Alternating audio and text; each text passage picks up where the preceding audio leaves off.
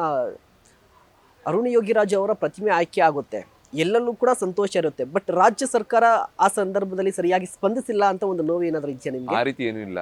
ಅದಕ್ಕೆ ಒಂದು ದೊಡ್ಡ ಉದಾಹರಣೆ ಹ್ಮ್ ನೋಡಿ, ರಾಜ್ಯೋತ್ಸವ ಪ್ರಶಸ್ತಿ ಹ್ಮ್ ಸಾಮಾನ್ಯವಾಗಿ 60 ವರ್ಷ ಮೇಲ್ಪಟ್ಟಿರೋರಿಗೆ ಕೊಡುವಂಥದ್ದು. ಹ್ಮ್ ನನಗಿನ್ನ 60 ಆಗಿಲ್ಲ. ಹ್ಮ್ ಆಮೇಲೆ ಅರ್ಜಿಯನ್ನು ಹಾಕಿರ್ಬೇಕು, ಹೌದು. ನಾನು ಅರ್ಜಿನೂ ಹಾಕಿರಲಿಲ್ಲ. ಹ್ಮ್ ಆದರೆ ಈ ನಮ್ಮ ಸರ್ಕಾರ ಆ, ಈ ಮಾಡಿರೋ ಕೆಲಸವನ್ನು ಗಮನಿಸಿ ಹ್ಮ್ ನನಗೆ ರಾಜ್ಯೋತ್ಸವ ಪ್ರಶಸ್ತಿಯನ್ನು ಕೊಟ್ಟರು.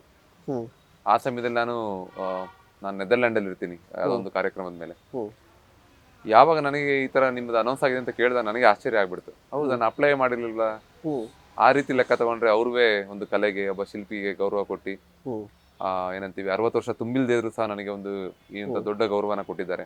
ಹ್ಮ್ ಅದಕ್ಕೆ ನಾನು ಅಭಿನಂದನೆಗಳನ್ನ ಸಲ್ಲಿಸ್ತೇನೆ. ಹ್ಮ್ ನಂತರದಲ್ಲಿ ನೆದರ್ಲ್ಯಾಂಡಿಂದ ನಂದೆಲ್ಲ ಕಾರ್ಯಕ್ರಮಗಳನ್ನ ಮೊಟಕುಗೊಳಿಸಿ ಹ್ಮ್ ನಾನು ಈ ಒಂದು ಕಾರ್ಯಕ್ರಮಕ್ಕೆ ಬರ್ತೀನಿ. ಹ್ಮ್. ಯಾಕಂದ್ರೆ ಅಪ್ಲೈ ಮಾಡ್ದೇನೆ ಅವ್ರು ಕೊಟ್ಟಾಗ ಅದು ಭಾಳ ದೊಡ್ಡ ಗೌರವ. ಹ್ಮ್ ಅದಕ್ಕೂ ನಾವು ಗೌರವ ಕೊಡಬೇಕು. ಹ್ಮ್ ನನ್ನ ಅಲ್ಲಿ ಕಮಿಟ್ಮೆಂಟ್ಸ್ಗೆಲ್ಲ ನಾನು ಅಲ್ಲಿ ಆ, ನಮ್ಮ ಭಾರತೀಯರು, ಬೇರೆ ಬೇರೆ ರಾಜ್ಯದ ಭಾರತೀಯರ ಜೊತೆ ಎಲ್ಲ ಮಾತಾಡಿ ಹ್ಮ್ ಈ ಥರ ಒಂದು ಅವಾರ್ಡ್ ಕೊಟ್ಟಿದ್ದಾರೆ, ಹೋಗ್ಬೇಕು ಅಂತೇಳಿ ನಾನು ಮಧ್ಯದಲ್ಲೇ ನಾನು ಕಾರ್ಯಕ್ರಮ ಮುಗಿಸಿ ಬರ್ತೀನಿ. ಹ್ಮ್ ಆ ಥರ ತಗೊಂಡೋದ್ರೆ ಈ ರೆಕಗ್ನಿಷನ್ ಮತ್ತು ಅವಾರ್ಡ್ಸ್ ಎಲ್ಲ ನಮ್ಮ ಸರ್ಕಾರನೂ ಕೊಟ್ಟಿದೆ. ಹ್ಮ್ ಮುಂದಿನ ಸಮಯದಲ್ಲಿ ನನಗೆ ಮೈಸೂರಿನಲ್ಲಿ ಹ್ಮ್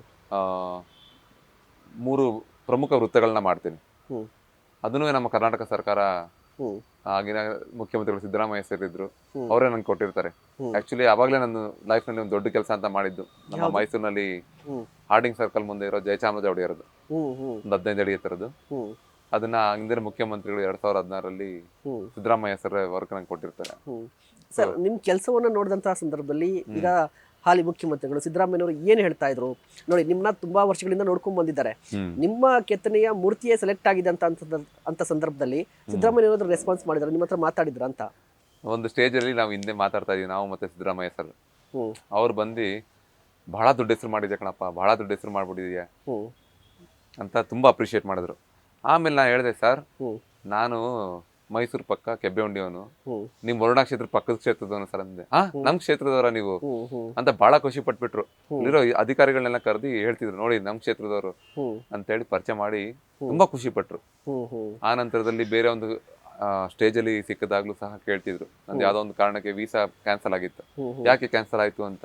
ಹ್ಮ್ ನಂತರ ನೆದರ್ನಿಂದ ಬಂದ್ರ ಈ ಅವಾರ್ಡ್ ತಗೊಳಕ್ಕೆ ಅಂತ ಅದನ್ನು ಕೇಳಿದ್ರು.